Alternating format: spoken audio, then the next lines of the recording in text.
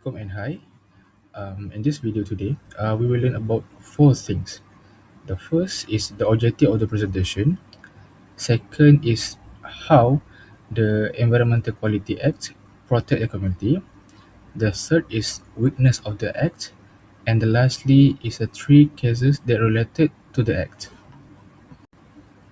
The Environment Quality Act 1974 is the main environmental law enacted by the Parliament of Malaysia to control and prevent environmental pollution.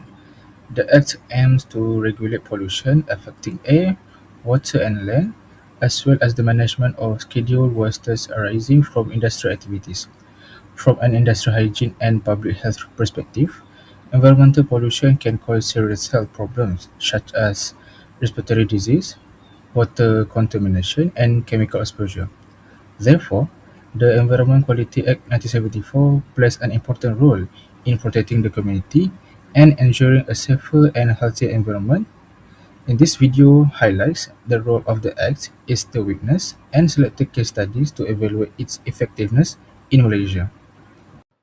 Next, we're going to objective. The objective of this presentation is to explain the purpose and scope of Environmental Quality Act 1974, how it protects environmental quality and public health in Malaysia, and to identify key weaknesses and areas for improvement in enforcement. So, firstly, we go into how the Act protects the community.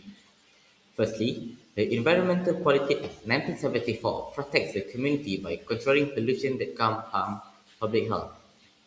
It regulates air, water, soil, and noise pollution to reduce health risks and maintain a safe living environment for the public.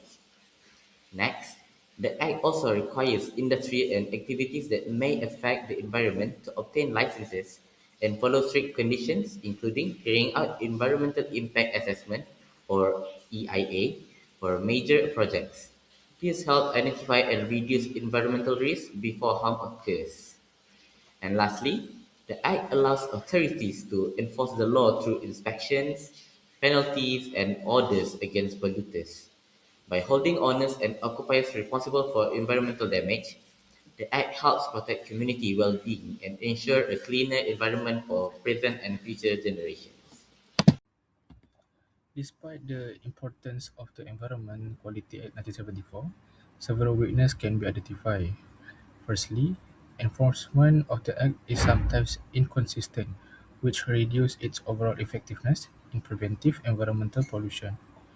Secondly, the penalties imposed may not be strong enough to deter serious environmental offenders from repeating similar violations.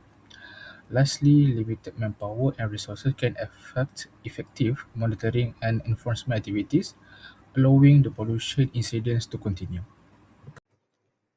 For case study 1, Sungai Melaka Pollution Incident 2018. The first one, this case involved factories operation near Sungai Melaka that illegally discharged untreated industrial effluent into the river, caused serious water pollution. The second, the factories violated Section 25 of Environmental Quality Act 1974, which prohibit the discharge of pollution into inlet water without proper treatment and approval from the Department of Environment. The third one, the illegal discharge caused deterioration of the river quality, unpleasant odors, and environmental degradation. This pollution affect downstream communities, tourism activities, and public use of the river. Sungai Melaka is important area for domestic, recreational, and economic activities. The last one, the Department of Environment DOE took enforcement action by conducting inspection, using fine and warning notice, and ordering the factory to keep proper effluent treatment system and valid operation license were provided. Next, we go to recommendation.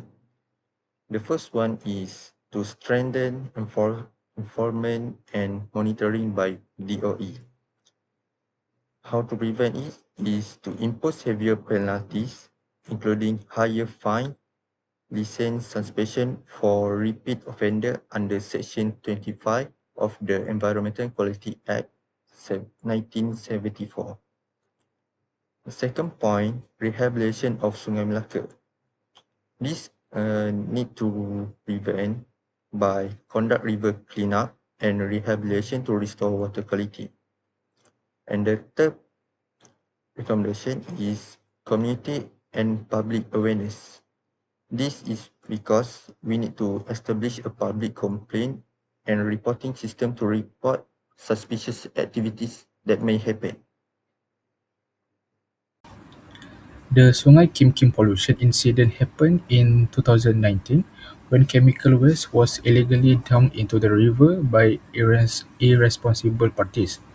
This illegal activity led to serious environmental contamination, which directly affected nearby schools and residential areas.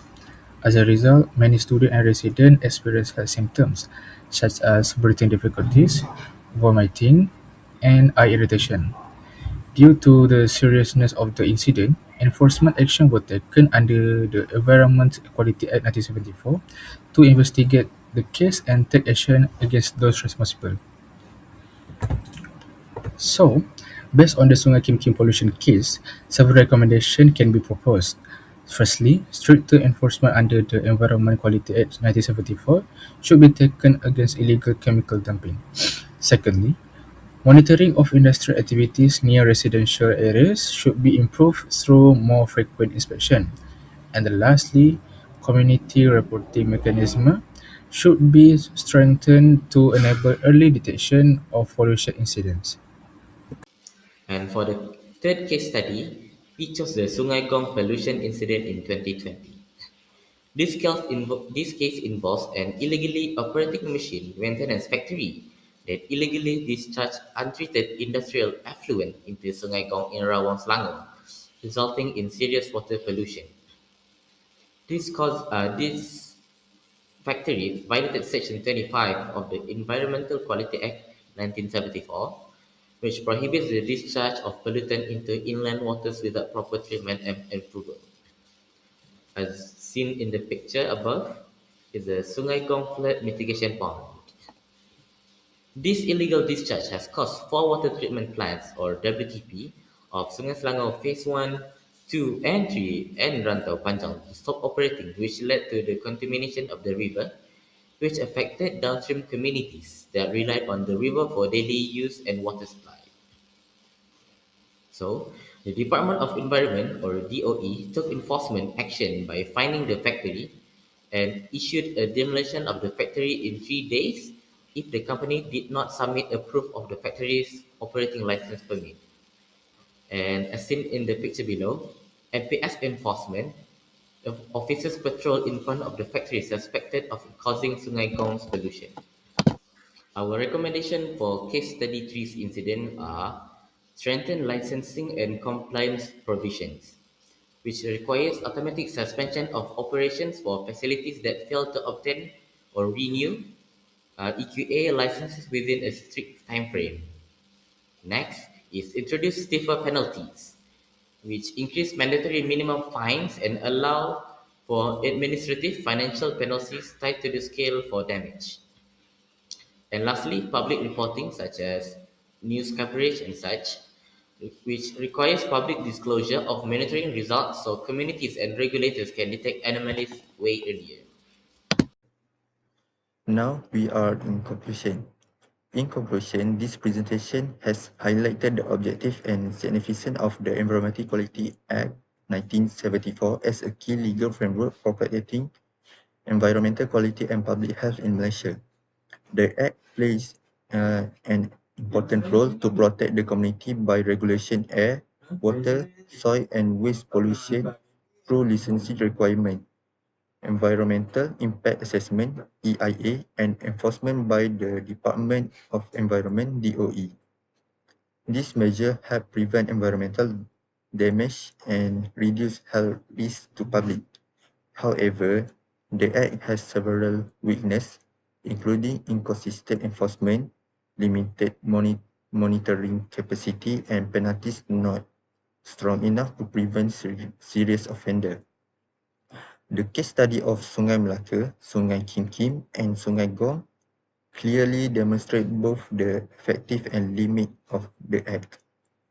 Therefore, stronger enforcement, stricter penalties, better monitoring, and greater public involvement are needed to make Environmental Quality Act 1974 more effective in protecting a clean and safe environment for everyone. Thank you. See my friends, oh baby.